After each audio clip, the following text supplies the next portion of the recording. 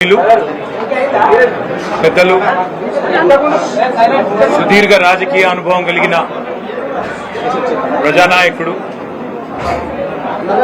మాజీ మంత్రివర్యులు శ్రీ తాటిపర్తి జీవన్ రెడ్డి గారిని సాదరంగా పెద్దలు కేసీఆర్ గారి సూచన మేరకు సాదరంగా వారిని భారత రాష్ట్ర సమితిలోకి ఆహ్వానించడానికి ఈరోజు మా సహచరులందరితో కలిసి పెద్దలు మాజీ మంత్రివర్యులు శ్రీ కొప్పుల ఈశ్వర్ గారు, మాజీ మంత్రివర్యులు శాసన మండలి సభ్యులు శ్రీ ఎల్ రమణ గారు, మాజీ మంత్రివర్యులు కరీంనగర్ శాసనసభ్యులు గంగుల కమలాకర్ గారు, మాజీ మంత్రివర్యులు పాల్కొండ శాసనసభ్యులు శ్రీ వేముల ప్రశాంత్ రెడ్డి గారు, మాజీ ఆర్టీసీ కార్పొరేషన్ అధ్యక్షులు పెద్దలు శ్రీ బాజిరెడ్డి గోవర్ధన్ గారు, మాజీ పార్లమెంట్ సభ్యులు శ్రీ బోయిన్పల్లి వినోద్ కుమార్ గారు, జిల్లా అధ్యక్షులు జగిత్యాల శ్రీ విద్యాసాగర్ రావు గారు, రాజ్యసభ సభ్యులు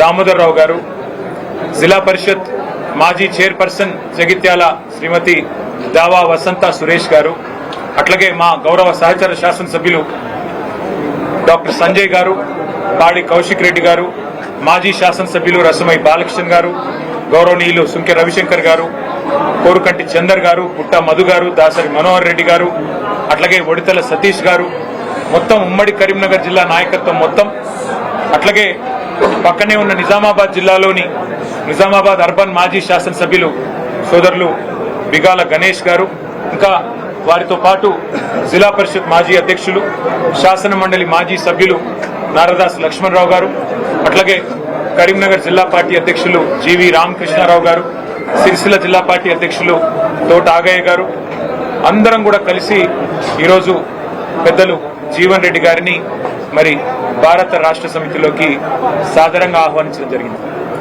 నిజానికి జీవన్ రెడ్డి గారు వారి రాజకీయ అనుభవం కానీ వారికి ప్రజా జీవితంతో వారికి ముడిపడి ఉన్న పెనవేసుకుని ఉన్న బంధం ఏదైతే ఉన్నదో సుదీర్ఘ కాలంగా కాంగ్రెస్ పార్టీతోనే వారు దాదాపు 4 దశాబ్దాలకు పైగా కాంగ్రెస్ పార్టీకి విశేషమైన సేవలు అందించిన విషయం మీ అందరికీ తెలిసింది.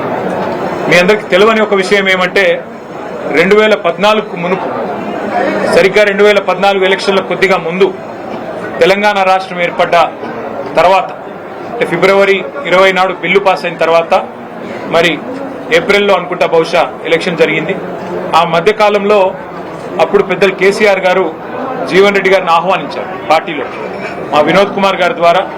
ఆ రోజు మరి వారిని పార్టీలోకి రావాలి, మీరు వస్తే బాగుంటుంది, మీలాంటి విశేషమైన అనుభవం కలిగిన నాయకులు మరి తప్పకుండా తెలంగాణలో ఉంటే బాగుంటుంది అని చెప్పి, తెలంగాణ ప్రభుత్వంలో కూడా మీరుంటే బాగుంటుంది అని చెప్పి కూడా ఆ రోజు వారిని ఆహ్వానించడం జరిగింది. కానీ ఒక నిబద్ధత కలిగిన నాయకుడిగా ఆ రోజు వారు కాంగ్రెస్ పార్టీ నాయకత్వంతో వారికి ఉన్న అనుబంధాన్ని మరి కాంగ్రెస్ పార్టీ బలోపేతానికి ముందుకు నడవాలన్న ఉద్దేశంతో వారు ఆనాడు కాంగ్రెస్ లోనే కొనసాగారు. ఆ రోజు జగిత్యాల శాసనసభ్యుడిగా కూడా 2014లో గెలిచినారు. నాకు 2 సందర్భాలు గుర్తొస్తా ఉన్నాయి. జీవన్ రెడ్డి గారితో కేసీఆర్ గారికి ఉన్న పర్సనల్ రిలేషన్ అంటే వారికి ఇద్దరికి మధ్యన ఉన్న గౌరవభావం కానీ ఇద్దరికి మధ్యన ఉన్న స్నేహం ఎట్లాంటిది అంటే వారి బంధం ఈ రోజుది కాదు. వారిద్దరికి దాదాపు 4 దశాబ్దాలకు పైగా పరిచయము, స్నేహము, గౌరవము, పరస్పర గౌరవము ఎప్పటి నుంచో ఉంది. నాకు 2 సందర్భాలు నా కళ్ళ ముందు జరిగినాయి గుర్తొస్తా ఉన్నాయి. ఒకటి 2014లో కేసీఆర్ గారు జూన్ 2 నాడు ముఖ్యమంత్రిగా పదవీ బాధ్యతలు చేపట్టిన తర్వాత వారి మొట్టమొదటి అధికారిక పర్యటన జిల్లాలలో ఉమ్మడి కరీంనగర్ జిల్లాతోనే ప్రారంభమైంది. ఆ రోజు ఉమ్మడి కరీంనగర్ జిల్లాలో ఒక ఆడిటోరియంలో మీటింగ్ జరిగింది, కళాభారతిలోనూ ఎక్కడో మీటింగ్ జరిగింది. వారు జిల్లా నుండి ప్రాతినిధ్యం వహిస్తున్న సీనియర్ నాయకుడు, ప్రతిపక్ష పార్టీకి సంబంధించిన శాసనసభ్యుడు. కానీ కేసీఆర్ గారు స్వయంగా ముందు జీవన్ రెడ్డి గారికి మైకునివ్వండి అని చెప్పి వారికి మైక్ అందిస్తే జీవన్ రెడ్డి గారు లేచి వారు స్ట్రైట్ గా అభినందనలు చెప్పి మరి పరస్పరం మరి ఒక్కసారి మీరు ఇప్పుడు గవర్నమెంట్ లో ఉన్నారు, మీకు అభినందనలు చెబుతూ జగిత్యాల ప్రజల తరపున నేను ఒకటి మిమ్మల్ని అడగదలుచుకున్నా అని చెప్పి వారు చాలా చిన్నది ఒక బోర్నపల్లి అనే గ్రామానికి సంబంధించి ఒక బ్రిడ్జ్ కావాలా, వెంటనే నాకు శాంక్షన్ కావాలని ఒక మాట చిన్నగా అడిగినా. మేమందరం చూస్తా ఉన్నాం, అప్పుడే మేము కొత్తగా మంత్రులైనాం, చూస్తూ ఉన్నాం కేసీఆర్ గారు ఎట్లా స్పందిస్తారు, ఎట్లా రియాక్ట్ అవుతారు. సాధారణంగా దాటవేయొచ్చు, చెప్పొచ్చు చూస్తాను అని చెప్పొచ్చు, పరిశీలిస్తాను అని చెప్పొచ్చు.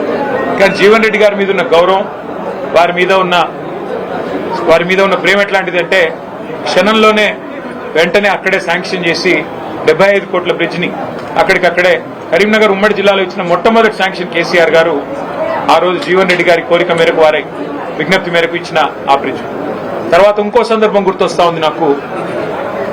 అసెంబ్లీలో జీవన్ రెడ్డి గారు ఎప్పుడు ప్రజా సమస్యల గురించి, ముఖ్యంగా రైతుల గురించి చాలా గట్టిగా మాట్లాడే నాయకుడు. ఈ జిల్లాలో, ముఖ్యంగా జగిత్యాల జిల్లాలో నిజాం షుగర్స్ అనేది ఒక చాలా ఇంపార్టెంట్ సబ్జెక్ట్ గా ఉండేది. అటు విద్యాసాగర్ రావు గారు, జీవన్ రెడ్డి గారు ఇద్దరు కూడా కొట్లాడేవారు గట్టిగా, మాకు ఖచ్చితంగా దీన్ని తెరిపించాల్సిందే. కేసీఆర్ గారు కూడా ఖచ్చితంగా షుగర్ ఫ్యాక్టరీ తెరిపించాల్సిందే, అందులో భేదాభిప్రాయం లేదు, మేము కూడా మాటిచ్చున్నాము.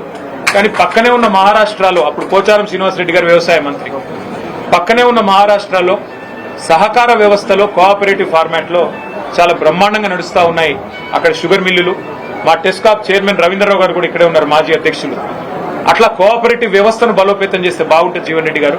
ఒకవేళ మీరు కావాలనుకుంటే ప్రభుత్వం నుంచి 250-300 కోట్లు పెట్టడానికి కూడా మేము సిద్ధంగా ఉన్నాం. అవసరమైతే మీరే చైర్మన్ గా ఉండండి దానికి అని చెప్పి కూడా నిండు శాసనసభలో ముఖ్యమంత్రిగా కేసీఆర్ గారు అన్నాడు జీవన్ రెడ్డి గారికి ఓపెన్ గా, ఎలాంటి బేసిజానికి పోకుండా ఒక ఆఫర్ కూడా ఇచ్చారు. ఇవాళ నేను మా జగిత్యాల జిల్లా నాయకత్వానికి కూడా హృదయపూర్వకంగా నేను ధన్యవాదాలు తెలియజేస్తాను. ఎందుకంటే ఇటు మా విద్యాసాగర్ రావు గారు జిల్లా పార్టీ ప్రెసిడెంట్ గారు కానీ, అట్లాగే ఎల్ రమణ గారు మాజీ మంత్రి గారు కానీ, మా చెల్లెలు మాజీ జిల్లా పరిషత్ చైర్పర్సన్ శ్రీమతి దావా వసంత గారు కానీ, వారందరూ కూడా జీవన్ రెడ్డి గారిని జగిత్యాలలో మనం ఆహ్వానించినట్టయితే, వారి ఇంటికి పోయి ఆహ్వానించినట్టయితే బాగుంటది అంటే, వారు ఒక క్షణం కూడా సంకోచించకుండా వారు చెప్పిన మాట ఏమంటే, నాకు అన్న పార్టీ బలోపేతానికి, పార్టీ తిరిగి అధికారంలోకి రావడానికి, కేసీఆర్ గారు ముఖ్యమంత్రి కావడానికి తప్పకుండా మనందరం కృషి చేయాల్సిందే. అందులో భాగంగా జీవన్ రెడ్డి గారి చేరిక అనేది మనకు చాలా చాలా లాభం జరుగుతుంది. వారిని మీరు తప్పకుండా రండి, ఆహ్వానించండి, మేమందరం కూడా మీకు వెల్కమ్ చెప్తామని చెప్పి వాళ్ళు అన్ని సాధారణంగా ఏర్పాట్లు కూడా వారు చేశారు. వారికి కూడా నా అభినందనలు. వాళ్ళ రాష్ట్ర వ్యాప్తంగా ఉన్న రైతుల్లో ఒక ఆక్రోశం ఉంది, రాష్ట్ర వ్యాప్తంగా ఉన్న ప్రజల్లో ప్రతి వర్గంలో ఇవాళ ఒక ఆక్రోశం వ్యక్తమవుతా ఉంది. ఈ ప్రభుత్వం రేవంత్ రెడ్డి గారి నాయకత్వంలో గత 2.5 సంవత్సరాలుగా మరి ఏ రకంగా తన పరిపాలనా వైఫల్యాలను కప్పిపుచ్చుకోవడానికి ఎప్పటికప్పుడు ఏదో ఒక డైవర్షన్ టాక్టిక్ ఉపయోగిస్తూ ఏదో కాలం నెట్టుకొస్తున్నారు తప్ప ఇంతవరకు మాకు ఒరిగిందేమీ లేదు అనే భావన బలంగా ప్రజల్లో ఉంది. ముఖ్యంగా రైతుల్లో 3 సార్లు ఈ ప్రభుత్వం ఇప్పటికీ రైతు బంధు ఎగ్గొట్టింది. ఒకసారి కాదు, 2 సార్లు కాదు, 3 సార్లు విజయవంతంగా రైతు బంధు ఎగ్గొట్టారు. 3 సార్లు రైతు బంధు ఎగ్గొట్టడం అంటే ఒక్కొక్క దఫా వాళ్ళు చెప్పిన 9,000 కోట్లు లెక్కేసుకున్న 27,000 కోట్లు ఈ 2.5 సంవత్సరాల్లోనే ప్రభుత్వం 70 లక్షల మంది రైతులకు బాకీ పడ్డది. 27,000 కోట్లు ఎగ్గొట్టి 20,000 కోట్ల రుణమాఫీ చేసిన అని చెప్పి రేవంత్ రెడ్డి గారు ఏదైతే రైతులను మభ్యపెట్టే ప్రయత్నం చేస్తున్నారో రైతుల ఆవేదనతో ఉన్నారు. అట్లాగే రాష్ట్ర వ్యాప్తంగా ఉన్న మహిళలు నిన్న రేవంత్ రెడ్డి గారు మాట్లాడిన మాట కూడా చూస్తున్నారు. బాసరలో ఆయన మాట్లాడిన మాటలు ఎంత దారుణంగా, ఎంత అవమానకరంగా, ఒక ముఖ్యమంత్రి స్థాయికి తగని మాట. ఎంత పెద్ద కండలు తిరిగిన పైల్వానైనా 3 నెలల్లోనే పిల్లలు పుట్టించలేడు కదా, ఇది ఒక ముఖ్యమంత్రి నోట్లోంచి వచ్చే భాషనైనా, ఒక ముఖ్యమంత్రి మాట్లాడే భాషనై? అసలు 3 నెలలు అన్న మాట చెప్పింది ఎవరండి? మేం చెప్పినామా? ప్రజలు అడిగారా? మీరే కదా సంతకాలు పెట్టింది, మీరే కదా రేవంత్ రెడ్డి గారు పిసిసి అధ్యక్షుడిగా, మీ బట్టి విక్రమార్క గారు సిఎల్పి లీడర్ గా 100 రోజుల్లోనే 6 గ్యారంటీలు అమలు చేస్తామని నొక్కి చెప్పింది మీరు, గ్యారంటీ కార్డులు ఇచ్చింది మీరు, ఆర్థిక పరిస్థితి మొత్తం మాకు తెలుసు అని చెప్పి ఉదరగొట్టింది మీరు. ఇవాళ ఏ ఒక్క హామీ అమలు చేయకుండా ఈ అపసవ్యపు మాటలు మాట్లాడుతున్నది మీరు. పెద్దలు జీవన్ రెడ్డి గారు లాంటి నికార్సైన కాంగ్రెస్ నాయకులను అవమానించి వారి ఆత్మగౌరవాన్ని దెబ్బతీస్తున్నది మీరు. ఇది ఒక జీవన్ రెడ్డి గారి విషయంలో కాదు నేను మాట్లాడుతున్నాను. నేను మొన్న డిప్యూటీ సీఎం బట్టి విక్రమార్క గారి కొడుకు పెళ్లికి పోయినా. ఒకరు కాదు, ఇద్దరు కాదు, ఒక 100-150 మంది కాంగ్రెస్ కార్యకర్తలు నా చేతిలో చేసి అన్న వచ్చేది మీ ప్రభుత్వమే. అది సందర్భము కాదు, రాజకీయ వేదిక కాదు, ఇంకోటి కాదు. ఎందుకు చెప్తా ఉన్నా అంటే కాంగ్రెస్ పార్టీ కార్యకర్తల ఆక్రోశమే ఇట్లా ఉంటే, సామాన్య కాంగ్రెస్ కార్యకర్తల ఆవేదన ఇట్లా ఉంటే, ఈ రాష్ట్రంలో రైతుల పరిస్థితి, ఈ రాష్ట్రంలో మహిళల పరిస్థితి, ఈ రాష్ట్రంలో పేదల పరిస్థితి, ఈ రాష్ట్రంలో 2 లక్షల ఉద్యోగాలని చెప్పి మీరు మీ చేతిలో మోసపోయిన యువత పరిస్థితి ఏ రకంగా ఉందో మనం అర్థం చేసుకోవచ్చు. సరే, ఇవాళ రేవంత్ రెడ్డి గారు అధికార మత్తులో, అధికారం ఉందనే అహంకారంతో ఇష్టారీతిన మాట్లాడుతుండవచ్చు. పెద్దలను కూడా కేసీఆర్ గారు అయితేనేమి, మరి తెలంగాణ కోసం గట్టిగా, కాంగ్రెస్ పార్టీ కోసం గట్టిగా కొట్లాడిన పెద్దల్ని కూడా అవమానించే తీరులో మాట్లాడుతుండవచ్చు. కానీ కాలం ఎన్నటికీ ఒక్కలాగా ఉండదు, అధికారం కూడా ఎన్నటికీ ఎవరిది ఒకరి సొత్తు కాదు. 10 ఏళ్లు ప్రజలు మాకు అవకాశం ఇచ్చారు. ఇవాళ 5 ఏళ్లు కాంగ్రెస్ పార్టీకి, రేవంత్ రెడ్డి గారికి ప్రజలు అవకాశం ఇచ్చినారు. మాకైతే సంపూర్ణమైన విశ్వాసం ఉంది. వారిని నేను కేసీఆర్ గారి తరఫున పార్టీలోకి ఆహ్వానించడానికి ఇక్కడికి వచ్చినాను. వారు సానుకూలంగా స్పందించారు. మాకు కేసీఆర్ గారితో నాకు వ్యక్తిగతంగా కూడా చాలా అనుబంధం ఉంది. కానీ మీరందరూ వచ్చారు, ఆహ్వానించారు, సంతోషం. కానీ ఒకసారి నేను కేసీఆర్ గారిని కూడా కలిసి ఈ రాబోయే 2-3 రోజుల్లో నేను నా నిర్ణయం తప్పకుండా చెప్తానని చెప్పి జీవన్ రెడ్డి గారు చెప్పారు. చాలా సంతోషం. నేను వారిని కోరేది ఒకటే, ఈ రాష్ట్రంలో రైతులు, ఈ రాష్ట్రంలో పేదలు తిరిగి వారి మొహంలో చిరునవ్వు రావాలి అంటే కేసీఆర్ గారు ముఖ్యమంత్రి కావాల్సిందే. తిరిగి మళ్ళీ కేసీఆర్ గారు బాధ్యతలు చేపట్టాల్సిందే, తెలంగాణను పట్టాలు ఎక్కించాల్సిందే. అందుకే వారి సహకారాన్ని నేను కోరుతా ఉన్నాను.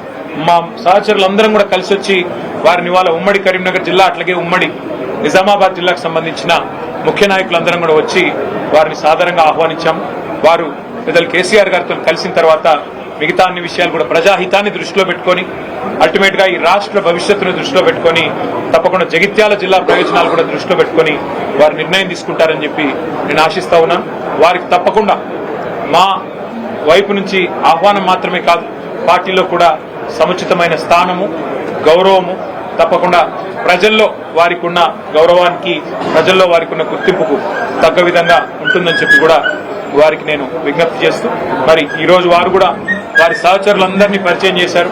చాలా ఓపికగా మమ్మల్ని రిసీవ్ చేసుకున్నందుకు పెద్దలు జీవన్ రెడ్డి గారికి కూడా హృదయపూర్వకంగా మా అందరి పక్షాన వారికి ధన్యవాదాలు తెలియజేస్తూ వారు స్పందించాలని కోరుతాం.